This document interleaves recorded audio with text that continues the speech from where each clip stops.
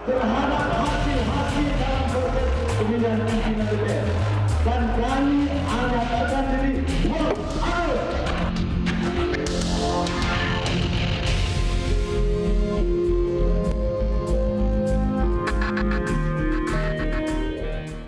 Koalisi Merah Putih menguasai parlemen dengan menyapu bersih posisi Ketua DPR dan 4 Wakil Ketua DPR. Sekarang politik di parlemen terus memanas, terutama menjelang pelantikan Presiden 20 Oktober mendatang.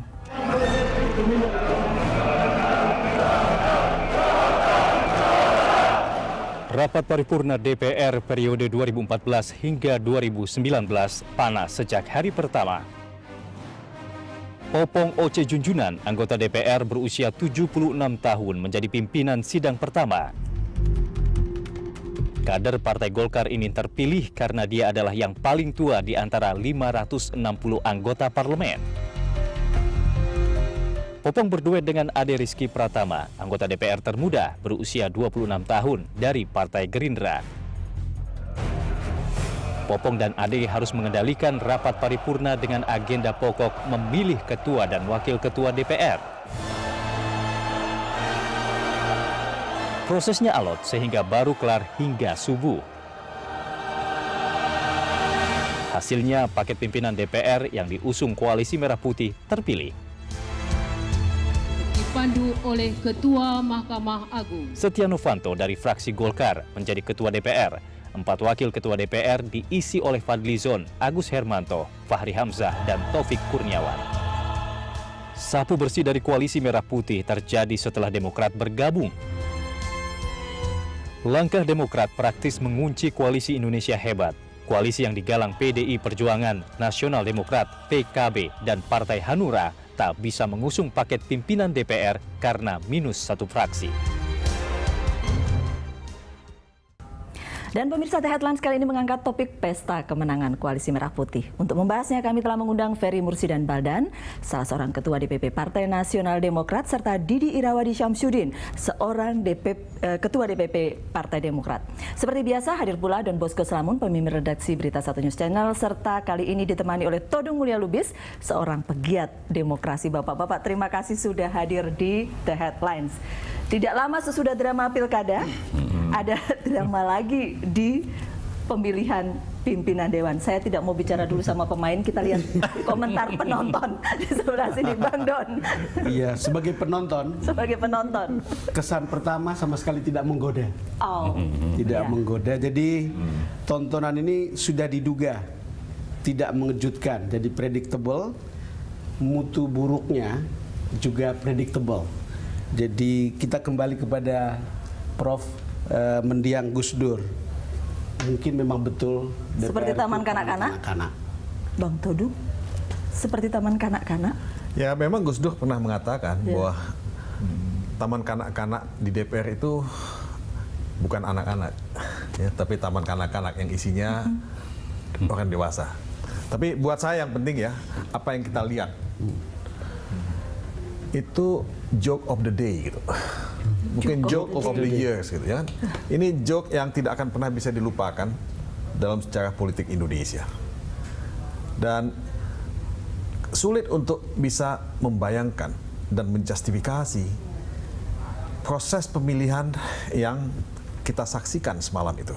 Tunggu dulu, joke-nya itu karena mereka interupsi bolak-balik sampai ke depan ini? Satu karena prosesnya, termasuk interupsi dan pimpinan yang menurut saya cukup human ya, pimpinannya. Dan kedua, ini kita kan membayangkan ada kontestasi ya, tapi tidak ada kontestasi sama sekali.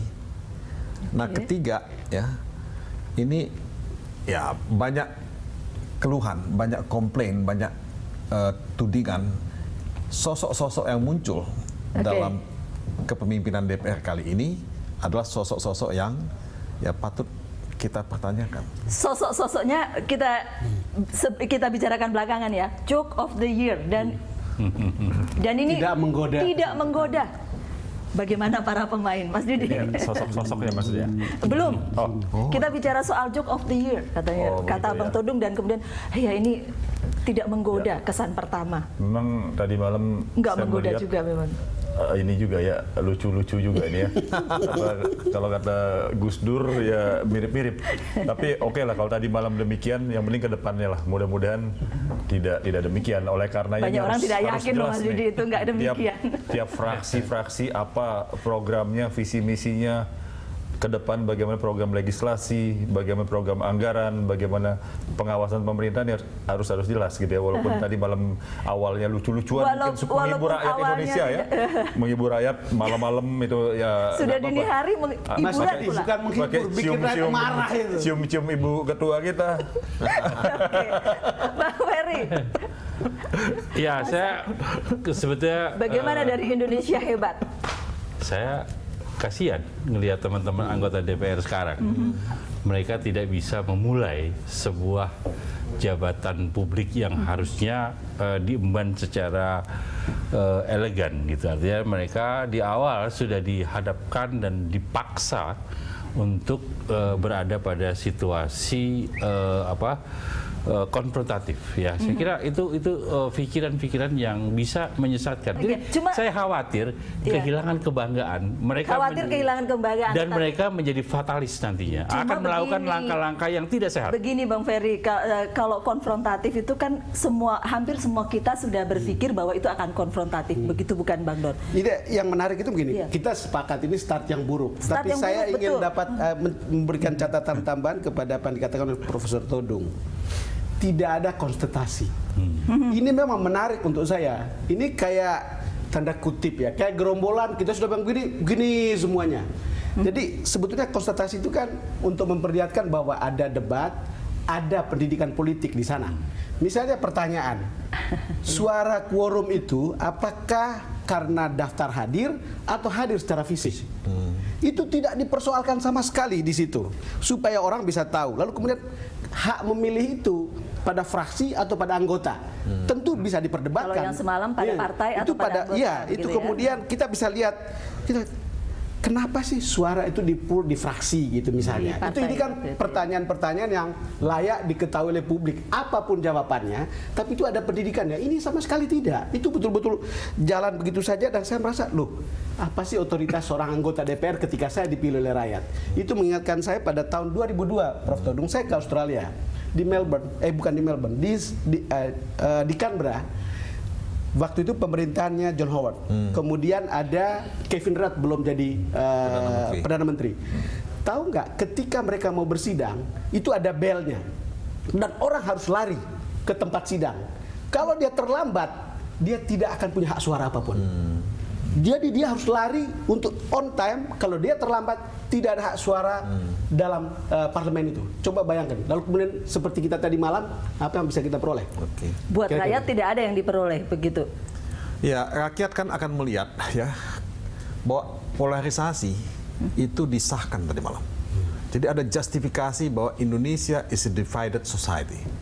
Masyarakat yang terbelah, masyarakat politik yang terbelah. Nah, kontestasi itu tidak ada karena itu. Karena yang lain kan walk out. Yang memilih adalah mereka yang betul-betul datang dari satu koalisi. Nah, ini menyedihkan gitu. Karena DPR ini kan seharusnya walaupun di tengah-tengah perbedaan pendapat yang tajam sekalipun, dia adalah wakil rakyat. Nah, ini setengah wakil rakyat yang memilih. Separuhnya lagi tidak. Jadi legitimasi dari kepemimpinan DPR yang sekarang ini menjadi isu yang besar. Di mana legitimasinya? Ya. Nah, kedua, saya melihat bahwa apa yang dikatakan oleh Bung Don tadi, ya, banyak hal-hal yang sifatnya substantif tidak muncul dalam perdebatan. Bang Todung, saya garis bawahi soal polarisasi. Ya, yang tadi saya bilang bahwa rasanya hampir setiap orang tahu begitu masuk ke Dewan, koalisi Merah Putih dan koalisi Indonesia Hebat itu akan bersaing ketat, bukan begitu? Iya, makanya saya katakan tadi. Jadi kalau polarisasi di langgengan ya memang bapak-bapak ini yang melakukan. bukan sebagai sebuah hal yang di atmosfer konfrontatif, saya kira kehilangan kemudian kesempatan untuk memahami perbedaan. Nah, itu menurut saya jadi hilang. Itu yang saya kira kemudian dalam proses selanjutnya, kalau kemudian pimpinan Dewan yang hari ini sudah terpilih, ya kan, tidak mampu men-clearkan itu, mencairkan kembali suasana, ya kan, maka kemudian DPR ya kan, itu tidak lagi menjadi lembaga yang menarik karena tidak ada perdebatan, tidak ada lagi sebuah peragaan bagaimana memainkan politik sebagai seni. Sehingga datang udah hitung siapa setuju A, siapa setuju B. Kalau si A sudah bilang begini, si B bilang sebaliknya. Jadi tidak ada suasana yang tadi disebut perdebatan. Saya memang agak menyayangkan walaupun di era saya mungkin tidak luar biasa kawan-kawan, tapi perdebatan intelektual dari awal sudah terlihat ya di 2009. Betul. Ketika kami awal-awal sudah muncul siapa-siapa yang tampil di sana. Cuma tadi malam memang saya agak terkejut dan kok begini gitu ya. Yang terjadi tontonan-tontonan teatrikal ya. Cium ketua lah atau tiba-tiba muncul dari belakang itu, saya pikir sekretariat pegawai sana, toto anggota dewan katanya.